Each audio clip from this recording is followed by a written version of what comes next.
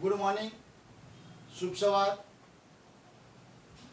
सुप्रभातम, नमस्कार। आज हम स्टैंडर्ड 9 सब्जेक्ट हिंदी उसका जो फर्स्ट लेसन है उसके बारे में हम पढ़ाई करेंगे। तो आइए हम शुरू करते हैं। सब्जेक्ट हिंदी, टॉपिक आराधना, उसका साहित्य प्रकार है काव्य। उनके कवि वसंत बापट, जन्म सन 1922, निधन 2002 में उनका हुआ था। अब आइए हम विस्तृत कवि के बारे में जानते हैं। वसंत बापट, जन्म सन 1922, निधन 2002। श्री वसंत बापट ख्यातनाम कवि है। आपका जन्म महाराष्ट्र के सतारा जिले के कराड नामक गांव में हुआ था। पुणे आपकी कर्म भूमि है, यानी उन्होंने जो सर्विस की, ड्यूटी की, यानी जो कर्म किया वो पुणे में किया था। राष्ट्रीय सेवा दल में आप अग्रणी रहे, यानी जो भारत में उस समय सेवा करने वाला दल था राष्ट्रीय सेवा दल, उसमें वह अग्रम यानी अग्रीण यानी सबसे सर्वोच्च उच्च स्थान पर वो काम करने वाले कार्यकर्ता के रूप में रहे थे। व्यवसाय से प्राध्यापक रहे। आपके काव्यों में राष्ट्रभक्ति, समाज जागरण एवं मानवीय संवेदनाओं को व्यक्त किया गया है। यानी उस समय राष्ट्रभक्ति कैसे की जाए, राष्ट्रभक्ति को कैसे उजागर किया जाए, भारत की जनता में किस प्रकार राष्ट्रवाद जगाया जाए, उसके बारे में उन्होंने कविताओं में लिखा था। समाज जागरण, उस समय की जो समाज की समस्याएं थी, समाज में जो कुरीतिरिवाज थे उसको भी उजागर किया। और आजकल जो व्यक्ति के बीच में संवेदनाएं जो प्रकट नहीं हो रही, यानी संवेदनाएं जो दिखाई नहीं दे रही, यानी संवेदनाएं जो प्रकट नहीं की जा रही, तो उस समय उन्होंने कविताओं में संवेदनाएं कैसे प्रकट हो, यानी उसी आधार पर उन्होंने कविताएं लिखी। सेतु, बिजली, सकीना, अकरावी, दिशा, तेजसी आपकी यानी महत्वपूर्ण रचनाएं हैं। इस आराधना काव्य में कवि क्या कहना चाहते हैं, तो आइए देखें हम। प्रस्तुत प्रार्थना में सत्यम शिवम सुंदरम, भावना के साथ दीन दुखियों की रक्षा करना, मानवता की उपासना करना, भेदभाव को दूर करना, बैरभाव से मुक्त होकर विश्व बंधुत्व की स्थापना करना, जैसे वैश्विक मूल्यों का हस्तांतरण करने की प्रेरणा देने वाली यह प्रार्थना मराठी में लिखी गई थी। मराठी में से हिंदी में अनुवादित किया गया है। तो आइए सबसे पहले हम इस कविता का गान करते हैं, उस यानी समझते हैं, उसका भावार्थ समझते हैं, उसके बाद विस्तृत चर्चा करते हैं। देह मंदिर, चित्त मंदिर एक ही है प्रार्थना, सत्य सुंदर मांगल्य की नित्य हो आराधना, दुखियारों का दुख जाए यही है मन कामना, वेदना को परख पाने जगाए संवेदना, दुर्बलों के रक्षणार्थ पौरुष की साधना, जीवन में नव तेज हो अंतरंग में भावना, सुंदरता की आस हो मानवता की उपासना, शौर्य पावे धैर्य पावे यही है अभ्यर्थना, भेद सभी अस्त होवे बैर और वासना, मानवों की एकता की पूर्ण हो कल्पना, मुक्त हम चाहे एक ही बंधुत्व की कामना।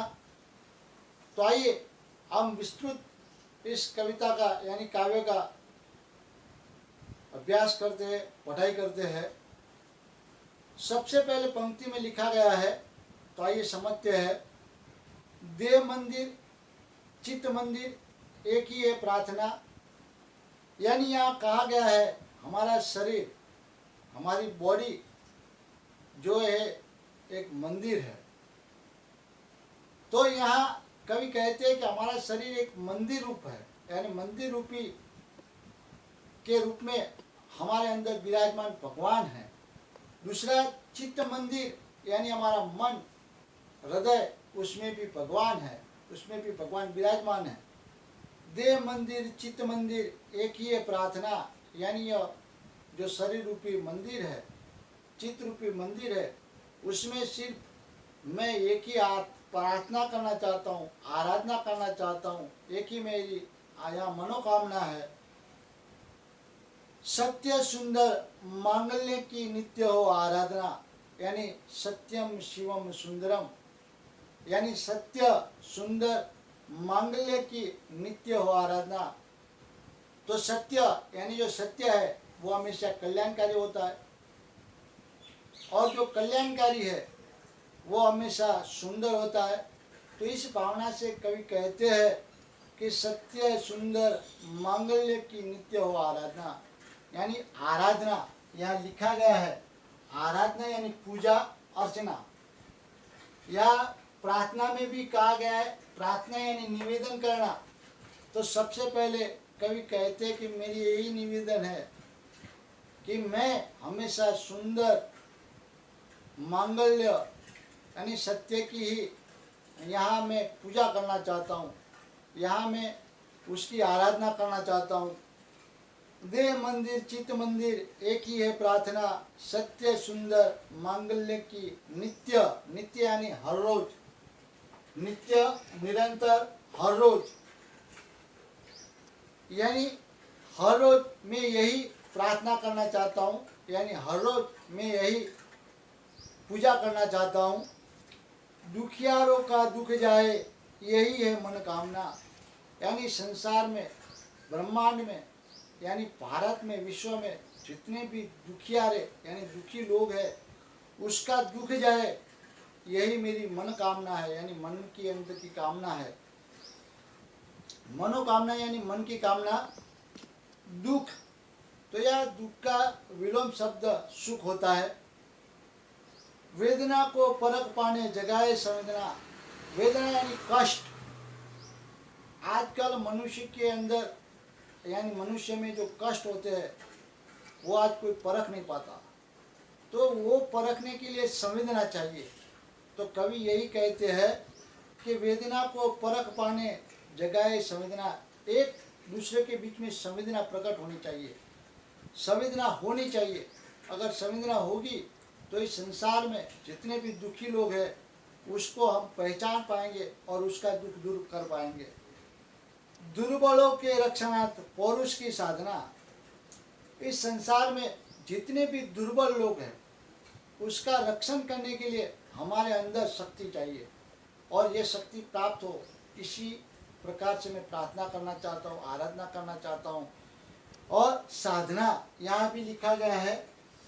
साधना का मतलब भी उपासना, आराधना किया गया है। तो कभी आप देख सकते हैं कि एक ही शब्द का भिन्न भिन्न प्रकार से उपयोग करते हैं। दुर्बलों के रक्षणार्थ पौरुष की साधना। जीवन में नव तेज हो अंतरंग में भावना। यानी जीवन में नव तेज यानी नया प्रकाश होना चाहिए, नया तेज आना चाहिए, हमारे जीवन में ऐसा उजियारा होना चाहिए। अंतरंग यानी हमारे अंदर मन, शरीर, हृदय जो भी है उसमें नए प्रकार से भावना प्रकट हो। जीवन में नव तेज हो यानी जीवन में हमारे नव तेज यानी नया उजाला हो, और अंतरंग शरीर के अंदर नई भावना हो। सुंदरता की आस हो, मानवता की उपासना। यानी सुंदर, सुंदरता यानी हमारे आजू बाजू कहीं भी किसी भी जगह कहीं हमारे पास सब कुछ सुंदर दिखना चाहिए। अगर सुंदर हम देख पाएंगे, अगर सुंदरता की हम आस करेंगे, यानी आस का मतलब है भरोसा, सहारा, कामना। तो यह सुंदरता की आस करते हैं, यानी भरोसा करते हैं या चाहते हैं। मानवता की उपासना, यानी मानवता, अगर मानवता होगी या मानवता की उपासना होगी यानी भक्ति होगी तो ये सारा विश्व संसार एक बंधुत्व की भावना में जुड़ेगा। शौर्य पावे, धैर्य पावे, यही अभ्यर्थना। शौर्य यानी शक्ति, शूरवीरता यानी शौर्य पाना चाहिए। और धैर्य पाए, धीरजता, धीरज, यही है अभ्यर्थना। हर लोग शौर्य पाए यानी वीरता पाए, प्राप्त करे। दूसरा, धैर्य पाए, धीरजता रखे। तो यही अभ्यर्थना, यानी अभ्यर्थना का मतलब है कामना करे, प्रार्थना करे, आराधना करे। वेद सभी अस्त होए, बैर और वासना, मानव की एकता की पूर्ण हो कल्पना। यानी भेद जो सभी है वो अस्त होए, यानी आजकल हिंदू मुस्लिम, ऊंच नीच, भेदभाव, जातिवाद, ये सारे अगर भेदभाव नष्ट हो जाएंगे, खत्म हो जाएंगे, यही ऐसी कल्पना चाहते हैं, यानी आराधना करते हैं। भेद सभी अस्त होए, बैर और वासना, और बैर भी चले जाए, वासना भी चले जाए। मानव की एकता की पूर्ण कल्पना, मानव यानी हर मानव जो है उसके बीच में एकता की पूर्ण कल्पना।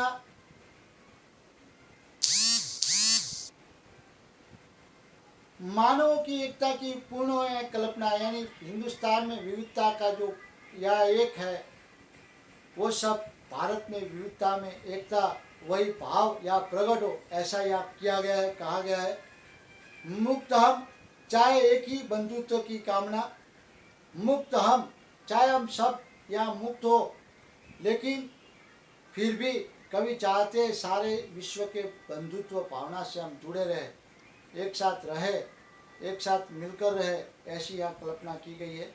तो उसी प्रकार कविता में यानी काव्य में कभी मानवता का या उजागर संदेश दिया गया है कि हम सब लोग मिलकर रहे, बैरभाव, जातिवाद, हिंदू मुस्लिमवाद, वो सब खत्म करें और एक साथ मिलकर हम भगवान की आराधना करें।